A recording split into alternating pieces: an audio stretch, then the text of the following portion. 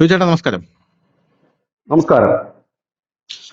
India കഴിഞ്ഞ ദിവസം രാത്രി സുരക്ഷാ മന്ത്രിതല സമിതി യോഗം ചേർന്നിരുന്നു. പ്രധാനമന്ത്രി നരേന്ദ്രമോദി, പ്രതിരോധ മന്ത്രി രാജ്നാഥ് സിംഗ്, ആഭ്യന്തരമന്ത്രി അമിത്ഷാ, സുരക്ഷാ ഉപദേഷ്ടാവ് അജിത് ഡോവൽ, പിന്നെ നമ്മുടെ വിദേശകാര്യമന്ത്രി എസ് ജയശങ്കർ എന്നിവർ ആ യോഗത്തിൽ ഉണ്ടായിരുന്നു.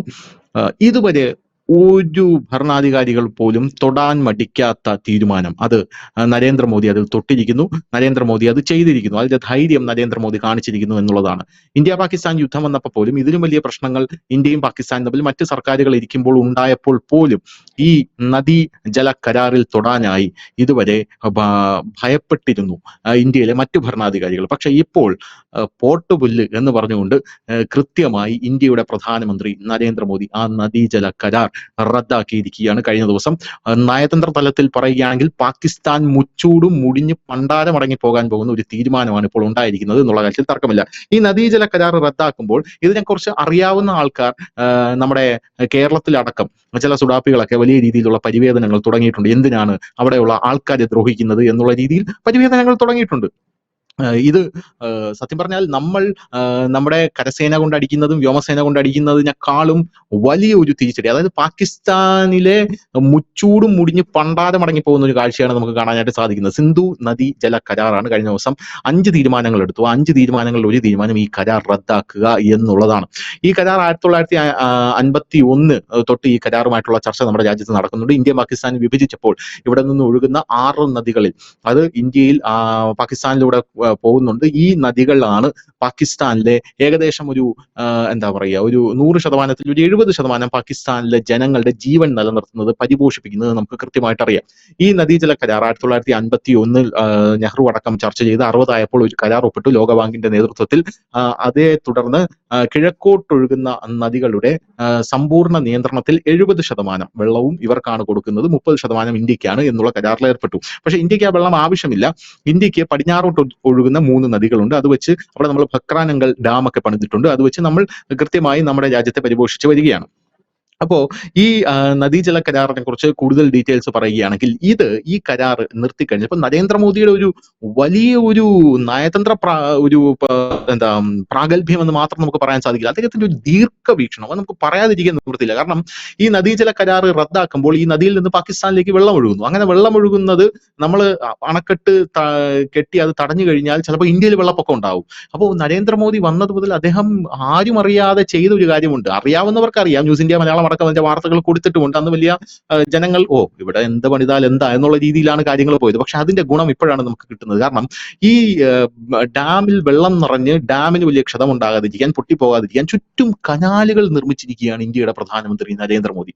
അദ്ദേഹത്തിന്റെ ആ ഒരു ദീർഘവീക്ഷണം നമുക്ക് കൈയടിക്കാതിരിക്കാൻ നിവൃത്തിയില്ല. അപ്പൊ ഇനി നമ്മൾ ആ വെള്ളം കൊടുക്കാതെ ഡാമിന് ഷട്ടർ ഇട്ട് കഴിഞ്ഞാലും ഈ കനാലുകളിലൂടെ വെള്ളം ഇന്ത്യക്ക് നമുക്ക് ഇഷ്ടമുള്ള സ്ഥലത്തേക്ക് കൊണ്ടുപോകാനായിട്ട് സാധിക്കുമെന്നുള്ളതാണ്. അപ്പോൾ ആ പേടിയും നമുക്ക് ഇവിടെ ഇല്ല എന്നുള്ളതാണ് പ്രധാനപ്പെട്ട കാര്യം എന്ന് പറയുന്നത്. ഈ നദിയിലെ വെള്ളം തടസ്സപ്പെട്ട് കഴിഞ്ഞാൽ പാകിസ്ഥാനിൽ കാർഷിക പ്രതിസന്ധി വരും. പാകിസ്ഥാന് തിന്നാനും കുടിക്കാനും വെള്ളമില്ലാതാകും. ഒന്നാമത് തിന്നാൻ ഒന്നും കിട്ടില്ല, കർഷകർ മുഴുവൻ പ്രതിസന്ധിയിലാവും, തെരുവിലിറങ്ങേണ്ട ഒരു സാഹചര്യം ഉണ്ടാകും. രണ്ടാമത്തെ കാര്യം അവിടുത്തെ കുടിവെള്ളക്ഷാമം ഉണ്ടാകും. മൂന്നാമത്തെ കാര്യം അവിടെ ഊർജ്ജ പ്രതിസന്ധി ഉണ്ടാകും. 70% ഊർജ്ജവും ഈ നദിയിലെ വെള്ളം കൊണ്ടാണ് പാകിസ്ഥാൻ ഉൽപ്പാദിപ്പിക്കുന്നത് എന്ന റിപ്പോർട്ടുകൾ ഞാൻ കണ്ടിട്ടുണ്ട്.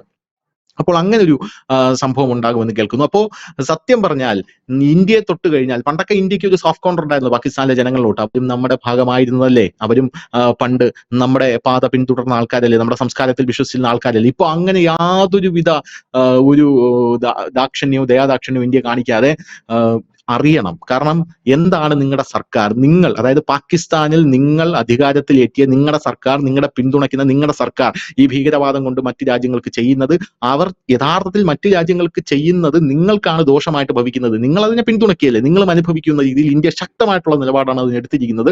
വലിയ രീതിയിലുള്ള ഒരു പ്രതിസന്ധിയാണ് പാകിസ്ഥാനിൽ ഉടലെടുത്തിരിക്കുന്നത്. കഴിഞ്ഞ ദിവസം പാകിസ്ഥാനിലെ മുൻ ആർമി കമാൻഡറുടെ ഒരു ട്വീറ്റ് ഞാൻ കാണാനിടയായി. ചരിത്രത്തിൽ ആദ്യമായി ഇന്ത്യയോടൊപ്പം പാകിസ്ഥാൻ ജനതയും യുദ്ധത്തിൽ നിൽക്കാൻ പോകുന്നു എന്ന് പറഞ്ഞുകൊണ്ട്. കാരണം അവർക്ക് വെള്ളം വേണം.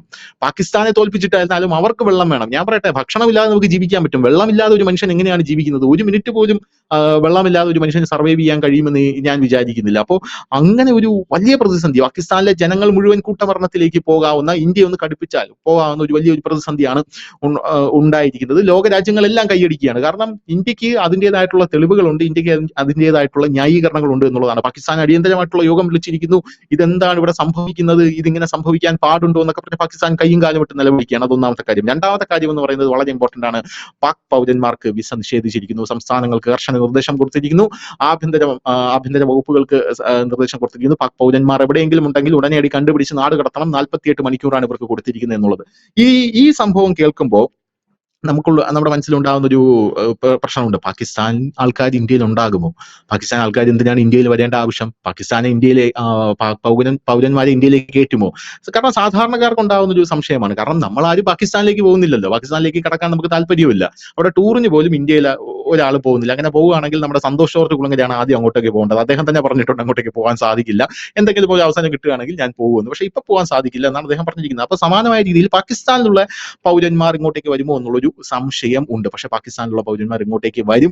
ഇവന്മാരെല്ലാവരും കൂടുതലും ചികിത്സയ്ക്കാണ് വരുന്നത് എന്നാണ് ഞാൻ മനസ്സിലാക്കുന്നത്. എന്താണ് ഇതിന്റെ കൂടുതൽ വിശദാംശങ്ങൾ? ഈ സിന്ധു നദീജല കരാർ റദ്ദാക്കുകയും ഈ പാക് പൗരന്മാർക്ക് വിസ നിഷേധിക്കുകയും ചെയ്യുന്ന ഈ സംഭവം ഇന്ത്യയുടെ നയതന്ത്ര തലത്തിലുള്ള ഏറ്റവും ബെസ്റ്റ് ആയിട്ടുള്ള, അതായത് ഇനി ഇതിനപ്പുറം ഒരു തിരിച്ചടി നയതന്ത്ര തലത്തിൽ ഇന്ത്യക്ക് നൽകാനില്ല എന്ന രീതിയിലാണോ ഇന്ത്യ ഇന്നലെ രാത്രി തീരുമാനമെടുത്ത് മുന്നോട്ട് പോകുന്നത്? പാകിസ്ഥാൻ വിറൽ പിടിച്ചിരിക്കുകയാണ്. എന്താ തോന്നുന്നത്?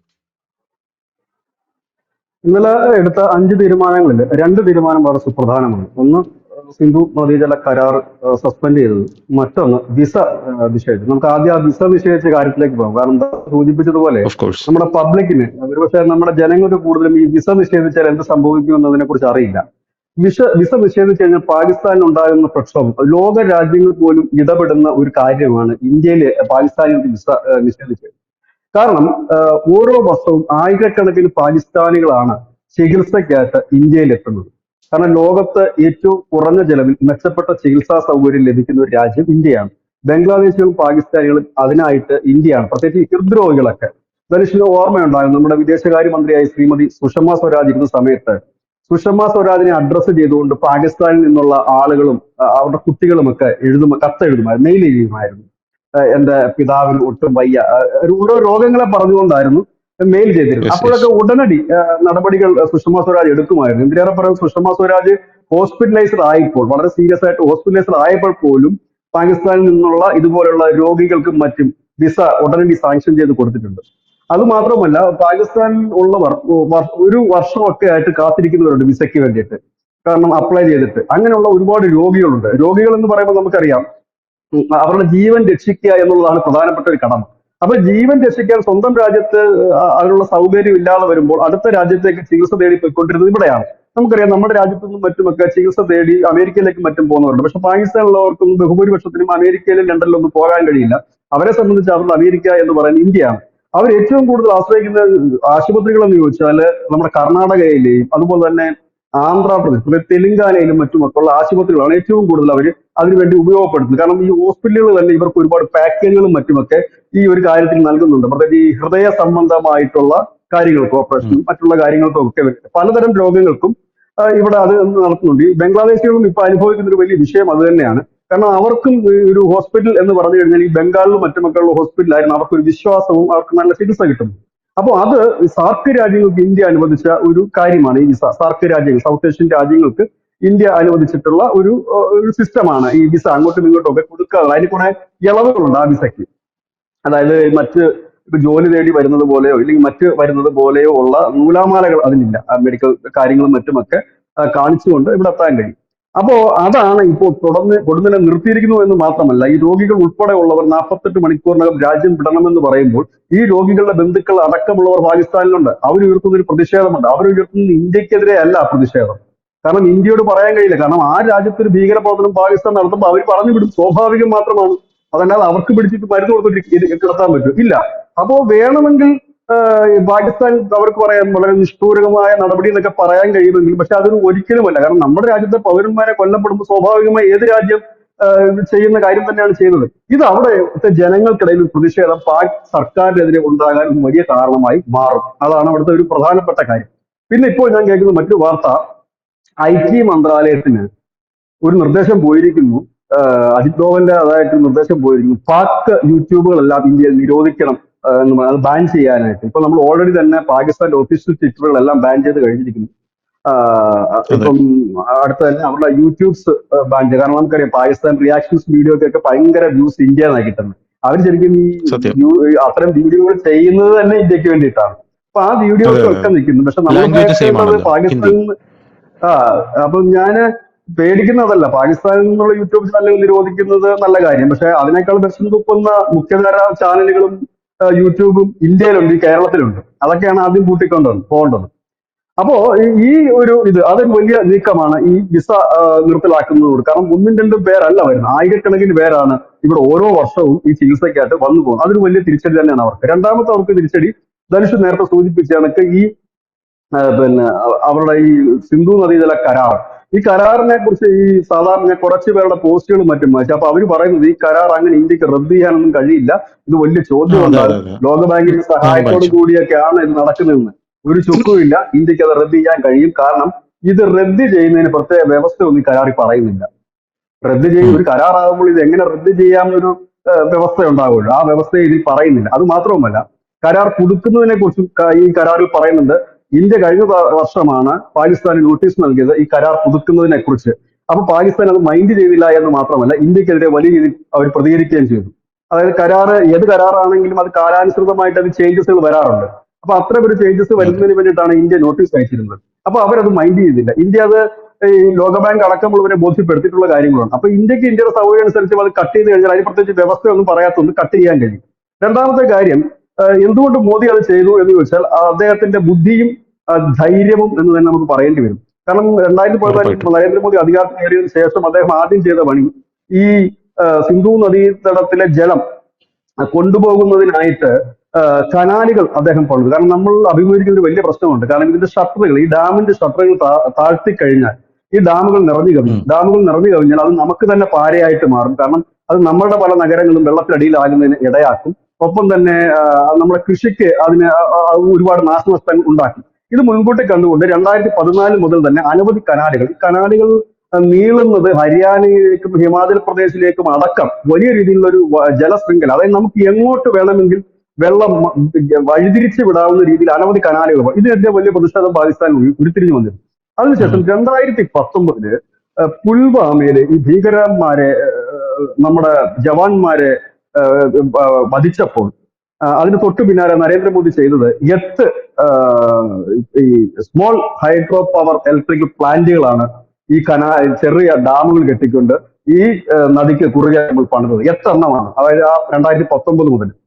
അപ്പം സ്വാഭാവികമായി തന്നെ ഇതിലെ ജലം ഉപയോഗിച്ച് അത് വെറുതെ പാഴാക്കി കളയല്ല ചെയ്യുന്നത്, അതിൽ നിന്ന് വൈദ്യുതി ഉത്പാദിപ്പിക്കുന്നുണ്ട്, ഒപ്പം തടയണകളുണ്ട്.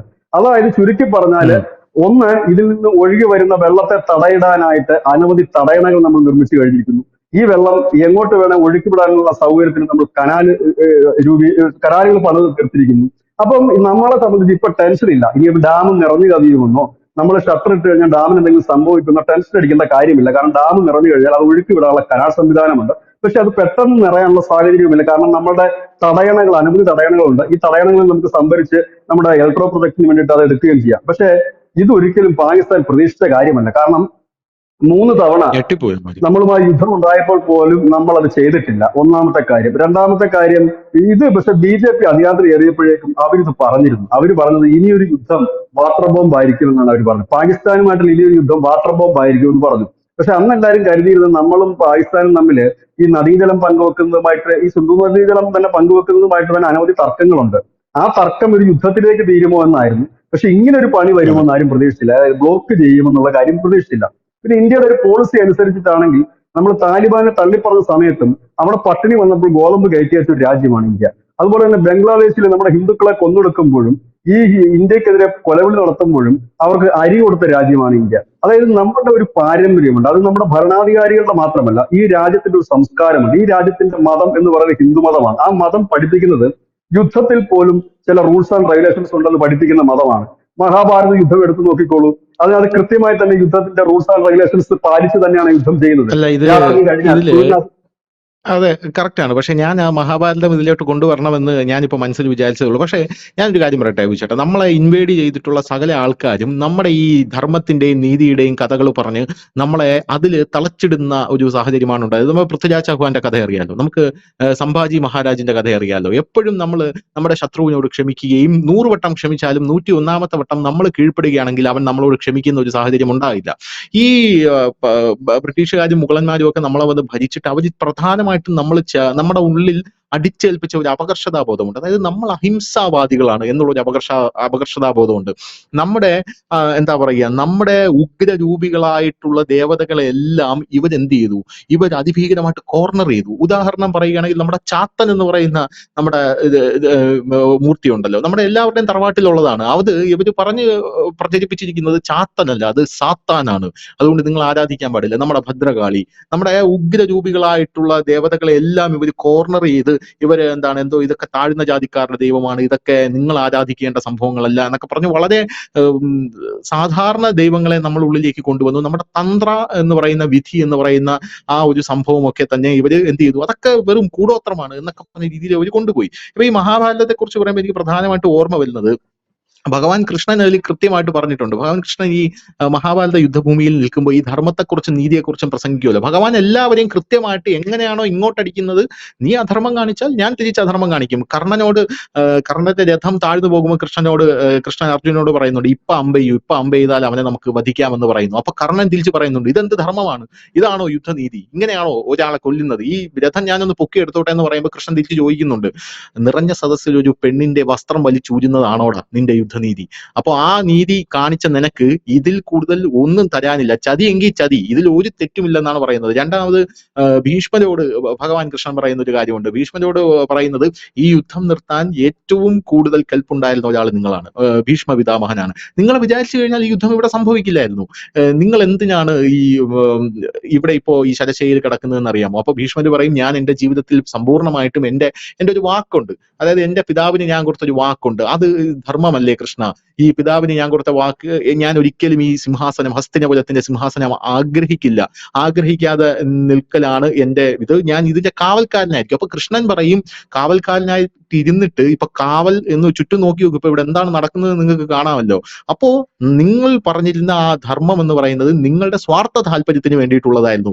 ധർമ്മം എന്ന് പറഞ്ഞാൽ മറ്റുള്ളവർക്ക് കൂടെ നന്മ ചൊരിയുന്നതായിരിക്കണം. അപ്പൊ ആ സ്വാർത്ഥ താല്പര്യത്തിന് വേണ്ടി നിങ്ങൾ നിങ്ങളുടെ ഇത് മുറുകെ പിടിച്ചപ്പോൾ ഇവിടെ യുദ്ധമുണ്ടായി. പല സാഹചര്യങ്ങളിൽ, അതായത് പല പ്രതിജ്ഞകളും പൊട്ടിച്ചെറിയേണ്ട പല സാഹചര്യങ്ങളും പല സ്ഥലങ്ങളിൽ നമുക്കുണ്ടാകും.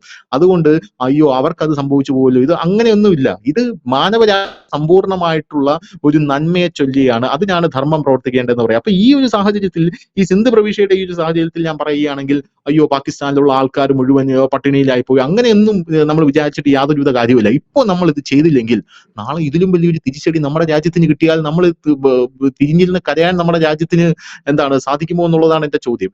ഇപ്പൊ ഇത് ചെയ്തില്ലെങ്കിൽ പിന്നെ എപ്പോഴെന്നാണുള്ള ചോദ്യമുള്ളത്. ഇതിനകത്ത് വേറൊരു പ്രധാനപ്പെട്ട ഒരു കാര്യം കൂടെ ഞാൻ കാണുന്നത് എന്താണെന്ന് അറിയാമോ ചേട്ടാ? അതായത് സിന്ധ് പ്രൊവിൻസിൽ അവിടെ ഒരു ഫൈറ്റ് കിടക്കുകയാണ്.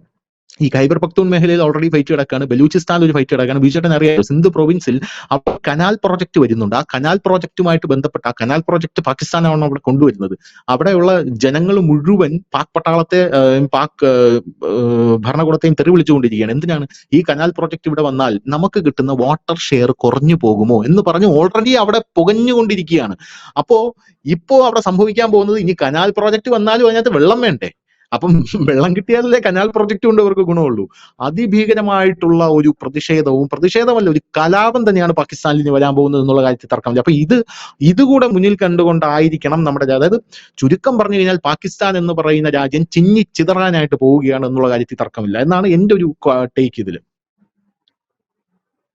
ശരിയാണ്, അത് വളരെ കറക്റ്റ്. അതായത് ഈ നമ്മൾ ഒരു അറ്റാക്കിലേക്ക് ഒരു രാജ്യം പോകുമ്പോൾ ബുദ്ധി ഉള്ള ഒരു രാജ്യം, കാരണം നമ്മളിപ്പം കിം ജോങ് ഉൻ അല്ല. കാരണം കിം ജോങ് ഉൻ ആണെങ്കിൽ കയ്യിലിരിക്കുന്ന അണുബോംബൊക്കെ എങ്ങോട്ടെങ്കിലും വേണം വാരിയിടാൻ പറ്റും, കാരണം അങ്ങനെ പുള്ളിക്ക് പ്രത്യേകിച്ച് കാര്യങ്ങളൊന്നുമില്ല. പക്ഷെ ഇവിടെ നരേന്ദ്രമോദി ചെയ്തിരിക്കുന്നത് വളരെ ബുദ്ധിപൂർവ്വം നീക്കാണ്. കാരണം ഒന്ന് ബലൂചിസ്ഥാനിൽ വലിയ രീതിയിലുള്ള കലാപം നടക്കുന്നു. സിന്ധു പ്രവിശ്യ എത്രയോ നാളുകൾ, എനിക്ക് തോന്നുന്നത് ഈ ശരിക്കും പറഞ്ഞാൽ ഈ ബലൂചിസ്ഥാൻ മേഖല എന്ന് പറയുന്നത് സിന്ധും പഞ്ചാബും ഒക്കെ ചേരുന്ന ഒരു മേഖലയാണ് ഇത്. ശരിക്കും അതിന്റെ ഒരു ജിയോഗ്രഫിക്കൽ അങ്ങനെയാണ് അത് പോകുന്നത്.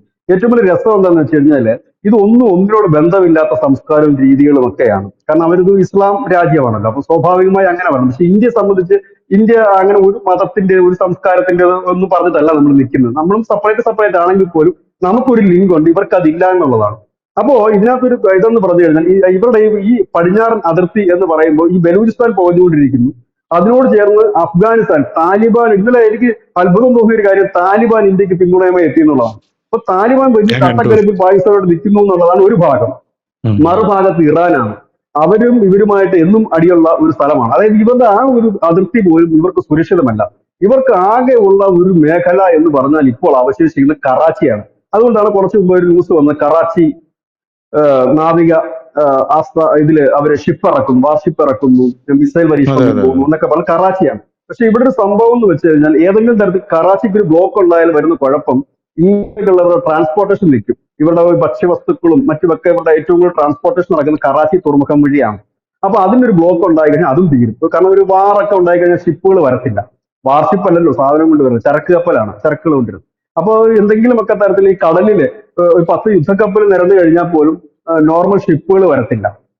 അത് ഷിപ്പുകൾ എന്ന് പറഞ്ഞ ഷിപ്പിംഗ് കമ്പനികളുടെ ഷിപ്പുകളാണ്. അവരാരും കപ്പൽ വിട്ടു കൊടുക്കത്തില്ല ഈ സാധനത്തിനൊന്നും. അത് നമുക്കറിയാം, ഈ ചെങ്കടലിൽ കൂടെ ഒന്നും സാധാരണ ഷിപ്പുകൾ പോകത്തില്ല. അതുകൊണ്ടാണ് നമ്മൾ ഈ ലൈസൻസ് ഒന്നും ഇല്ലാത്ത പല ഷിപ്പുകളും ഒക്കെ ഇതുവഴി ചരക്ക് കൊണ്ടുപോകും. മുങ്ങിപ്പോകുമ്പോൾ ഇത് എവിടുത്തെ ഷിപ്പാണെന്ന് പോലും അറിയത്തില്ല. കാരണം നമ്മുടെ ഈ വ്യാജ വണ്ടി പോലെ തന്നെയാണ് ഇത്തരത്തിലുള്ള അതെ. കപ്പലുകൾ എടുത്തിട്ട് ഓടുന്നത്. കാരണം അത് വേറെ ആരും വരത്തില്ല ഈ ഓട്ടത്തിൽ. അപ്പം അങ്ങനെ ഒരു വലിയ വിഷയം അവർ അഭിമുഖീകരിക്കും. അത് ചുരുക്കി പറഞ്ഞാൽ പാകിസ്ഥാൻ ഇപ്പോൾ പഴയതുപോലെ ഒട്ടും സേഫ് അല്ലാതിരിക്കുന്നു എന്നുള്ളൊരു കാര്യത്തിലാണ് അവർ നിൽക്കുന്നത്. ഒന്ന് അവരുടെ അയൽക്കാരായ ഇന്ത്യ, ഒപ്പം തന്നെ ഈ പറയുന്ന അഫ്ഗാനിസ്ഥാൻ, ഇറാൻ, ഇനി അവരുമായിട്ട് ചെറുതായിട്ട് അതിർത്തി പങ്കിടുന്ന പഴയ USSRന്റെ ഭാഗം, താജിക്കിസ്ഥാൻ, ഉസ്ബെക്കിസ്ഥാൻ അടങ്ങിയ ഭാഗങ്ങൾ, ഇവരാരുമായിട്ട് ഇവന്മാര് ലെവലല്ല. പിന്നെ ഇവന്മാരുമായിട്ട് ഇച്ചിരി കണക്ഷൻ ഉള്ളത് ചൈനയാണ്. ചൈന ഈ അവസരത്തിൽ ഇതിനകത്ത് കയറി ഇടപെടാൻ ഒട്ടും സാധ്യതയില്ല. കാരണം എന്താ വെച്ചാൽ അമേരിക്ക ഇന്ത്യക്കൊപ്പം കട്ടക്ക് നിൽക്കുന്നുണ്ട്. ചൈനയ്ക്കറിയാം, ചൈന റഷ്യ. കയറി ഇടപെട്ട് കഴിഞ്ഞാൽ കുഴപ്പം. അല്ല, റഷ്യ ഓൾറെഡി നമ്മുടെ ഒപ്പം ഉള്ള ആളുകൾ തന്നെയാണ്, നമ്മുടെ സ്വന്തം ഒരു സഹോദരൻ എന്ന നിലയിലാണ്. ഈ അമേരിക്കയ്ക്ക് ഉം. രണ്ട് പ്ലാനാണുള്ളത്. ഒന്നിപ്പോ അവരുടെ ഈ താരിഫ് യുദ്ധത്തിന്റെ ഒക്കെ ഭാഗമായി ഇന്ത്യയിലേക്ക് വലിയ മുടക്കിറക്കാനും ചരക്ക് വിൽക്കാനും ഒക്കെ ആയിട്ടുള്ള അവരുടെ ഒരു ഒരു ഒരു ബിസിനസിന്റെ ശ്രമം. ഇന്ത്യക്കും അത് ഗുണകരമാകുന്ന സമയം ചൈനയ്ക്കും ഇന്ത്യയിൽ ഒരുപാട് താല്പര്യങ്ങളുണ്ട്. ഒപ്പം തന്നെ ഒരു യുദ്ധത്തിന്റെ കാഹളം വന്നാൽ ഈസി ആയിട്ട് അമേരിക്കയുടെ എക്കാലത്തെയും വലിയ സ്വപ്നം എന്ന് പറഞ്ഞു കഴിഞ്ഞാൽ ഇന്ത്യയുടെ ഏതെങ്കിലും ഒരു ഭാഗത്ത് അവർക്കൊരു സ്പേസ്, അവർക്ക് അങ്ങനെ ഒരു ആഗ്രഹമുണ്ട്. അങ്ങനെ ഒരുപാടുണ്ട്. അതുകൊണ്ട് ചൈന ഒരിക്കലും അതെ. ഇതിനകത്ത് ഇടപെടാനുള്ള സാധ്യത വളരെ കുറവാണ്. അപ്പം അക്ഷരാർത്ഥത്തിൽ പറഞ്ഞത് പാകിസ്ഥാൻ പൊട്ട്. ഇന്നലെ കരസേനാ മേധാവി, പാകിസ്ഥാന്റെ കരസേനാ മേധാവി പറഞ്ഞൊരു കാര്യം, അയാൾ വളരെ ഭംഗിയായിട്ടാണ് അത് അവതരിപ്പിച്ചത്. അദ്ദേഹം പറഞ്ഞത് ഇന്ത്യയും പാകിസ്ഥാനും തമ്മിൽ ഒരു ആണവ ചർച്ച നടത്തേണ്ടതാണ്, ആണവായുധങ്ങളുടെ ഒരു എന്താണ് സന്തുലിതാവസ്ഥയ്ക്ക് വേണ്ടി ചർച്ച. അദ്ദേഹം അത് പറഞ്ഞത് വേറൊന്നും കൊണ്ടല്ല, ഞങ്ങളുടെ കയ്യിൽ ആണവായുധമുണ്ട് എന്ന് അറിയിക്കാൻ വേണ്ടിയിട്ട് ചെയ്ത ഒരു കാര്യമാണ്. ശരിയാണ്, പാകിസ്ഥാൻ എന്ന് അതെ. പറയുന്നത് ഒരു ആണവായുധമുള്ള രാജ്യം തന്നെയാണ്, ഭയക്കേണ്ട രാജ്യം തന്നെ. കാരണം ആണവായുധമുള്ള രാജ്യങ്ങളെ എല്ലാ രാജ്യങ്ങൾക്കും ഭയമാണ്. പ്രത്യേകിച്ച് വെളും അതെ. വെള്ളിയാഴ്ചയില്ലാത്ത പാകിസ്ഥാനെ കണക്കുള്ള രാജ്യം. നമുക്കറിയാം, റഷ്യ ഉക്രൈൻ യുദ്ധം തുടങ്ങിയിട്ട് 3 വർഷത്തിന് മേളായി. അവിടെ അണുബോംബ് പൊട്ടിയതായി നമ്മൾ കേട്ടിട്ടില്ല. മറ്റ് രാജ്യങ്ങളും അങ്ങനെ. കാരണം ഈ കുറെ സിസ്റ്റം ഉണ്ടല്ലോ എല്ലാത്തിനകത്തും. പക്ഷെ പാകിസ്ഥാൻ സിസ്റ്റം ഇല്ല. കാരണം അവിടെ തീവ്രവാദികൾ നയിക്കുന്ന ഒരു ഭരണകൂടമാകുമ്പോൾ എന്താണ് സംഭവിക്കുക എന്ന് പറയില്ല. അതാണ് എല്ലാവർക്കും ഭയം. അപ്പൊ അത് മാത്രവുമല്ല, ഇതിനകത്ത് ഇനിയിപ്പോ അവർക്ക് പിടിച്ചു നിൽക്കുക വലിയ പ്രയാസകരമാണ്. അതുകൊണ്ട് തന്നെയാണ് അവര് എന്താണ് പറയുന്നത്, അവിടുത്തെ ജനങ്ങളുടെ ഒരു കോൺഫിഡൻസ് ലെവൽ പിടിച്ചു നിർത്തുന്നതിന് വേണ്ടിയിട്ടാണ് അവർ ഇപ്പോൾ കാണിക്കുന്ന ഈ അധര വ്യായാമം നടത്തിക്കൊണ്ടിരിക്കുന്നത്. അതായത് ഇന്ത്യ തകർക്കും, ഉം. ഇന്ത്യ തടയും, ഞങ്ങൾ മിസൈൽ വിടാൻ പോകുന്നു, മിസൈൽ വിന്യസിക്കാൻ പോകും. ഇത് പറയുന്നത് എന്തിനാന്ന് വെച്ചാൽ ഒരു രാജ്യത്തിൽ അത് സ്വാഭാവികം മാത്രം. എനിക്ക് പാകിസ്ഥാനെ കുറ്റപ്പെടുത്താനൊന്നും കഴിയില്ല. കാരണം പേടിച്ച് തറച്ചിരിക്കുന്ന ഒരു ജനം, ആ ജനത്തിനെ നമ്മൾ തന്നെ പറയത്തില്ലേ, നമ്മുടെ വീട്ടിലെ കുഞ്ഞുങ്ങളൊക്കെ പേടിച്ചിരിക്കുമ്പോൾ നമ്മൾ എന്ത് പറയും, മോനെ ഞങ്ങളുണ്ട്, മോൻ പേടിക്കണ്ട, ഉണ്ട്, നമുക്ക് ഇപ്പൊ ശരിയാക്കാം. നമ്മളും പേടിച്ചായിരിക്കുന്നത്. അപ്പം ഈ ഒരു അല്ല, അവസരത്തിൽ ഇതേപോലെ തന്നെയാണ് പാകിസ്ഥാൻ. ഏഹ് തൊട്ടപ്പുറത്ത് ഇതെല്ലാം കണ്ടുകൊണ്ട് ഏഹ്, അയ്യോ, ഈ രാജ്യത്തിനോടാണോ നമ്മൾ കളിച്ചത് എന്ന് പറഞ്ഞ് ഒരു കിഴക്കൻ പാകിസ്ഥാൻ ഇപ്പൊ ഞെട്ടിത്തരിച്ച് നമ്മളെ നോക്കി നിപ്പുണ്ട് അപ്പുറത്ത്. മൊത്തത്തില് അവര് അല്ല മൊത്തത്തില് ബംഗ്ലാ വിരണ്ട് തരിച്ചിരിക്കുകയാണ്.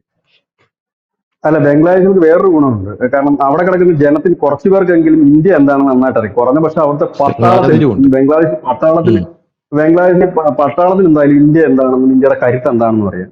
പിന്നെ ഉം. യൂണിസിനും കാര്യങ്ങൾ അറിയാത്തൊന്നുമില്ല. അവിടെ ഈ ജമാഅത്ത് ഇസ്ലാമിക്കാരുണ്ട്. ഈ ജമാഅത്ത് ഇസ്ലാമിക്കാരാണല്ലോ അവിടുത്തെ പാർട്ടി. ജമാഅത്ത് ഇസ്ലാമിക്കാർ ഏതൊക്കെ രാജ്യത്ത് കൈവച്ചിട്ടുണ്ടോ ആ രാജ്യമെല്ലാം നശിച്ചു പോയിട്ടുണ്ട്. ഈജിപ്ത് ഒരു വലിയ ഉദാഹരണമാണ്. സിറിയയിൽ ഇവന്മാര് ഉം. പല പേരിലാണ്, മുസ്ലിം ബ്രദർഹുഡ്, അങ്ങനെ പല പേരിലാണ് ഇവന്മാര് പലയിടത്തായിട്ട് പ്രവർത്തിക്കുന്നത്. സോളിഡാരിറ്റി, ഇപ്പൊ കേരളത്തിൽ സോളിഡാരിറ്റി ഉണ്ട്, ജമാഅത്ത് ഇസ്ലാമിയുടെ യുവജന സംഘടന, അത് വിദേശത്തും അതെ ഉണ്ട് അതെ അവർ. അതെ. അപ്പൊ ഇങ്ങനെ പ്രവർത്തിക്കുന്ന ഒരു സംഘടനയാണ്. അപ്പൊ അവരുടെ പ്രധാന ലക്ഷ്യം എന്ന് വെച്ചാൽ ഒരു രാജ്യത്തെ കുട്ടിച്ചോറാക്കുക, പകരം ഇസ്ലാമിക ഭരണം കൊണ്ടുവരിക എന്നുള്ളതാണ്. അപ്പൊ ഇതാണ് അവരുടെ ഒരു പ്ലാൻ. ആ പ്ലാനിലേക്കാണ് അവർ പോകുന്നത്. ഇന്ത്യ എന്ന് പറയുന്ന രാജ്യത്ത് ഒരിക്കലും അത് ഇന്ത്യയിൽ നരേന്ദ്രമോദി എന്നല്ല, BJP പോലും ഭരിച്ചില്ലെങ്കിൽ പോലും അത് ആകാനുള്ള യാതൊരു സാധ്യതയും ഇല്ല എന്നുള്ളതാണ്. കാരണം ഇത് ഉം. ഇന്ത്യ പിന്നെ വെറും നാട്ടുരാജ്യങ്ങളായിരുന്ന സമയത്ത് തന്നെ ഇവിടെ ഈ മുഗളന്മാരെ മറ്റുള്ളവരെ കെട്ടുകെട്ടിച്ച ചരിത്രമാണുള്ളത്. കാരണം അതെ. ആത്മാഭിമാനമുള്ള ഒരു ജനമാണ് ഇവിടെ കിടക്കുന്നത്. അതിനകത്തൊന്നും ഫൈറ്റ് ചെയ്ത് ജയിക്കാൻ പറ്റില്ല. പിന്നെ ഇങ്ങനെ തള്ളിക്കൊണ്ടിരിക്കാന്ന് മാത്രമേ ഉള്ളൂ. അപ്പം ഇതാണ് ഇപ്പോൾ സംഭവിച്ചിരിക്കുന്നത്. എന്തായാലും ഇന്ത്യയുടെ ഒരു വലിയ സ്റ്റെപ്പ് എന്ന് തന്നെ പറയാം. പക്ഷെ ഇതുകൊണ്ട് തീരുമെന്ന് എനിക്ക് തോന്നുന്നില്ല.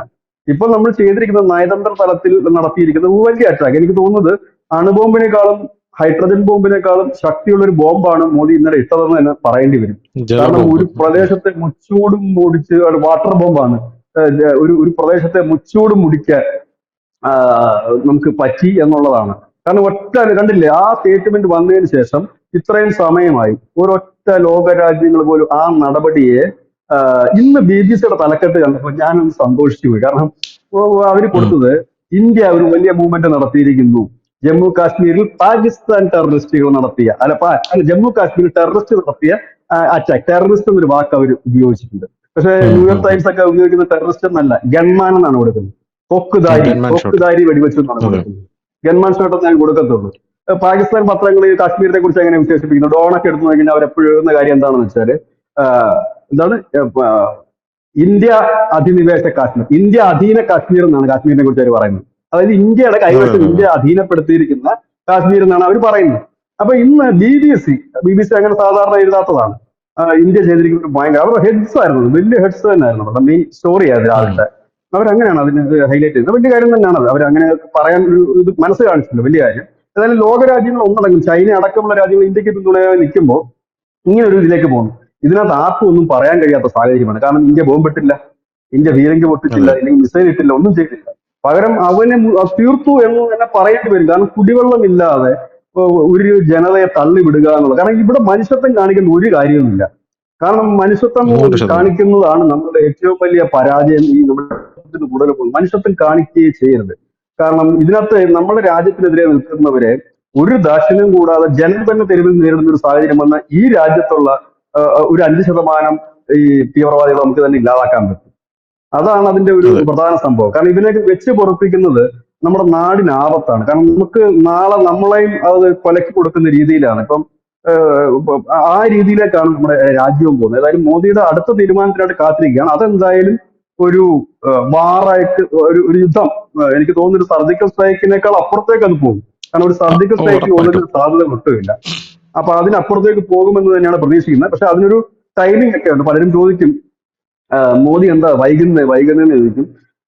ഇത് നിസ്സാരമായ ഒരു കളിയല്ല. കാരണം ഇതിന് കുറെ ഒരു പ്രോട്ടോകോൾസ് ഉണ്ട് എല്ലാത്തിനും. ഒരു രാജ്യമൊക്കെ അറ്റാക്ക് ചെയ്യാൻ പോകും, ഒന്ന് നമ്മൾ നമ്മുടെ സൗഹൃദ രാജ്യങ്ങളെ ബോധ്യപ്പെടുത്തേണ്ടതുണ്ട് ഇതിന്റെ പിന്നിൽ പാകിസ്ഥാനാണെന്നും ഇതുകൊണ്ട് ഞങ്ങൾ അവരെ അറ്റാക്ക് ചെയ്യാൻ പോവുകയാണെന്നുമുണ്ട്. അത് മാത്രമല്ല, ഇന്ത്യ ചില സഖ്യങ്ങളുടെ ഭാഗവുമാണ്, ബ്രിക്സിന്റെ ഭാഗമാണ്, കോഡ് സഖ്യത്തിന്റെ ഭാഗമാണ്. അപ്പൊ അതൊക്കെ കൊണ്ട് അവരെ ബോധ്യപ്പെടുത്തേണ്ട കടമയുണ്ട്. അപ്പൊ അതൊക്കെ ഇപ്പൊ തന്നെ തുടങ്ങിയിട്ടുണ്ടാകും. നയതന്ത്ര തലത്തിലൊക്കെ ഇതിന്റെ തെളിവുകളും മറ്റും കൈമാറിക്കൊണ്ട് അതിനുള്ള നീക്കങ്ങൾ ഇന്ത്യ, അതുകൊണ്ടാണ് വളരെ വേഗത്തിലാണ് ഇതിന്റെ അന്വേഷണം പൂർത്തിയാകുന്നത്. ഇപ്പൊ ഹമാസിന്റെ ഒരു അതെ. എലിമെന്റ് ഇതിനകത്തുണ്ടെന്നാ പറയുന്നത്. അപ്പൊ ഇത് വളരെ വേഗത്തിൽ ഇതിന്റെ ഈ അന്വേഷണം പൂർത്തിയാകുന്നത് എന്തിനാന്ന് വെച്ചാൽ എത്രയും പെട്ടെന്ന് ഇത് ലോക രാജ്യങ്ങൾക്ക് ബോധ്യപ്പെടുത്തുക എന്നുള്ളത്. അതുപോലെ ഇന്ത്യ G20 അംഗമാണ്. അപ്പം ഇവരെയൊക്കെ ഇത് ബോധ്യപ്പെടുത്തുക, ഗൾഫ് രാഷ്ട്രങ്ങളെ ബോധ്യപ്പെടുത്തുക, അങ്ങനെ എല്ലാവരെയും ബോധ്യപ്പെടുത്തുകയും ഒപ്പം തന്നെ നരേന്ദ്രമോദി തന്നെ ഡയറക്റ്റ് ആയിട്ട് അമേരിക്ക, റഷ്യ തുടങ്ങിയ, ഇസ്രായേൽ തുടങ്ങിയ അടുത്ത ഭരണാധികാരികളെ ഡയറക്റ്റ് ബന്ധപ്പെടുകയും ഒക്കെ ചെയ്തതിന് ശേഷമായിരിക്കും ഒരു ആക്ഷനിലേക്ക് പോകുന്നത്. അത് എല്ലാ രാജ്യങ്ങളും ഒരു മേജർ അറ്റാക്കിന് മുമ്പ് അവർ അങ്ങനെയാണ് ചെയ്യാറുള്ളത്. ഈവൻ ഇസ്രായേൽ പോലും അമേരിക്കയുടെയും മറ്റു രാജ്യങ്ങളെയും ഒരിക്കലും ഒരു ഭരണാധികാരി ഒരിക്കലും അത് വെളിപ്പെടുത്തത്തില്ല, എവിടെയാണ് ഞങ്ങളെ വിളിച്ചിരുന്നോ ഇല്ലയോ എന്നൊക്കെ. കഴിഞ്ഞ അല്ല പിന്നെ അമേരിക്കൻ തെരഞ്ഞെടുപ്പ് കാലത്ത് ട്രംപ് അത് പറഞ്ഞതുകൊണ്ട് മാത്രമാണ് നമ്മൾ അറിഞ്ഞത് ഈ ഉം. ഉം. ഇന്ത്യ പാകിസ്ഥാനെ അറ്റാക്ക് ചെയ്യുന്നതിന് മുമ്പ് ട്രംപും മോദിയായിട്ട് ഫോൺ ചെയ്തിരുന്നു എന്നുള്ളത്. അപ്പം ഈ ഇങ്ങനെയൊക്കെയുള്ള കാര്യങ്ങളുണ്ട്. എന്തായാലും നമ്മൾ അതെന്തായാലും കൊടുത്തേ പറ്റൂ. കാരണം അവർക്ക് ഫിസിക്കലി അവർക്ക് അടി കൊടുത്തേ പറ്റൂ അതിനകത്ത്. അതിപ്പോ നമ്മൾ കാഷ്വാലിറ്റി ഒന്നും നോക്കിയിട്ടൊന്നും കാര്യമൊന്നുമില്ല. അതിനകത്ത് സിവിലിയൻസ് പോകുന്നുണ്ടോ ഇല്ലയോ എന്നൊന്നും നമ്മൾ നോക്കണ്ട. നമ്മളൊരു അതെ ഇസ്രായേലിന്റെ അതെ നയം, അതെ. പാകിസ്ഥാൻ മാധ്യമങ്ങൾ അങ്ങനെയാണ് എഴുതുന്നത്. പാകിസ്ഥാൻ മാധ്യമങ്ങൾ എഴുതുന്നത് ഇപ്പൊ അവർ എഴുതുന്ന അങ്ങനെയാണ്, ഇന്ത്യ ഇസ്രായേൽ മോഡലിലേക്കാണ് പോകുന്നത്. കാരണം അവർക്ക് ഈ അതെ രാജ്യത്ത് കറക്റ്റ്. ഹമാസിന്റെ മോഡൽ ചെയ്യാമെങ്കിൽ ഈ ബൽഗാവിൽ നടത്തിയത് ഹമാസ് മോഡൽ ആക്രമണമാണ്. അവർക്ക് ഈ രാജ്യത്ത് അതെ. ഹമാസ് മോഡൽ നടത്താമെങ്കിൽ നമുക്ക് ഇസ്രായേൽ ഒരു തെറ്റുമില്ല എനിക്ക് പറയാനുള്ളത്. താങ്ക് യു ചേട്ടാ. Thank you so much.